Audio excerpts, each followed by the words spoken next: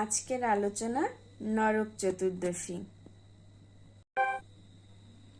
মনে রে কৃষি কাজ জানো না, মনে রে কৃষি কাজ জানো না, এমন মানব জনম রইল পড়ে, আবাদ করলে ফুল তো সোনা। এমন মানব জনম রইল পড়ে, আবাদ করলে ফুল তো সোনা। মন রে কৃষি কাজ জানো না, মন রে কৃষি কাজ জানো না। আজকের ভিডিওটা গানের ভিডিও না বন্ধুরা, আজকের ভিডিওটা একটু অন্যরকম ভিডিও। আজকে গল্প করব তোমাদের সাথে।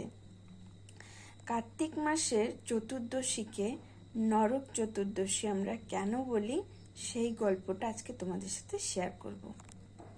এক সময় ভগবান বিষ্ণু যখন বরাহ অবতার করেছিলেন, তখন তিনি সমুদ্রতল থেকে পাতালপুরী থেকে ভূদেবীকে পৃথিবীতে আনছিলেন। ঠিক সেই সময় ভগবান বিষ্ণু, বরাহ ভগবান এবং ভূদেবীর সংস্পর্শে একটি পুত্রের জন্ম হয়, যার নাম হয় নরকাসুর। এবং ভূদেবী ভগবান বিষ্ণুর কাছে বর চাইছেন। কি বলছেন?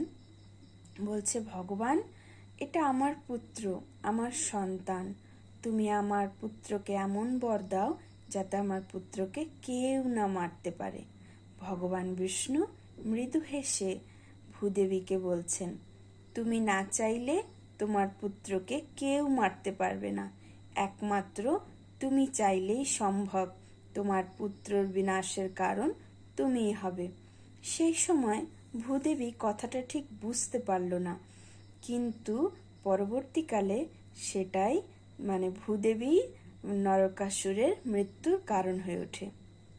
এইদিকে ব্রহ্মা তখনকার যুগের প্রয়াগ জ্যোতিষপুর, আমাদের এখনকার আসাম, গুয়াহাটি সব কিছুর রাজত্ব তাকে সঁপে দিলেন নরকাসুরের হাতে।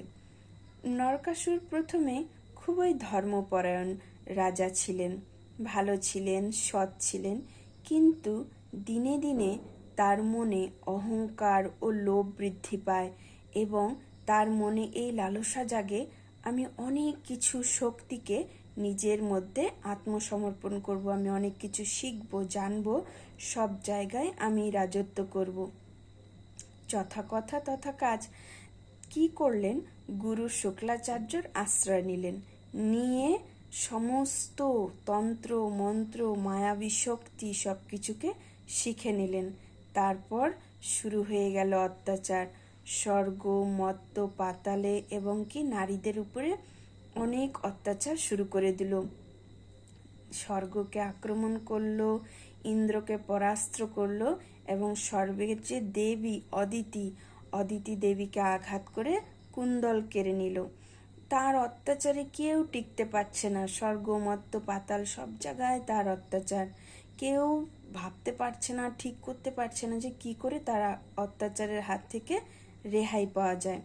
দেবতা, মহর্ষিগণ এবং স্বয়ং ভূদেবী ভগবানের কাছে শরণাপন্ন হলেন।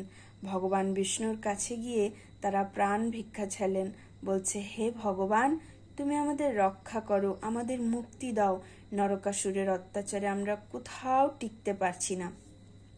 তখন ভগবান বিষ্ণু তার স্ত্রী সত্যভামাকে সঙ্গে নিয়ে গরুড়ে উপস্থাপন করে যুদ্ধক্ষেত্রে রওনা দিলেন। যুদ্ধক্ষেত্রে গিয়ে দেখে নরকাসুর সমগ্র অসুর জাতিকে একত্রিত করেছেন। পাহাড় সমান অসুর, চারিদিকটা মায়াবী শক্তি দিয়ে ঘেরা। এবং ভগবান বিষ্ণু কি করলেন? তার যে এই যে চক্র আছে, সুদর্শন চক্র দিয়ে প্রহার শুরু করলেন। তাতে কি হলো? সমস্ত অসুর জাতি নষ্ট হয়ে গেল। কিন্তু ভগবান যখনই নরকাসুরকে আঘাত করে সেই আঘাত ফিরে আসে, নরকাসুরের কিছুই হয় না। এরকমটা চলতে থাকলো। তখন সত্যভামার শরীরে স্বয়ং ভূদেবী আশ্রয় নিলেন এবং নিয়ে নরকাসুরের সাথে যুদ্ধে লিপ্ত হলেন।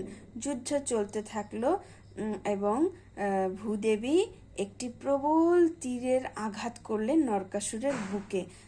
তখনই নরকাসুর ভূমিতে লোতপোত হয়ে পড়ল এবং কান্নাকাটি শুরু করে বলছে, হে প্রভু, আমি তোমারই অংশ, আমার ভুল হয়ে গেছে, আমাকে ক্ষমা করে দাও।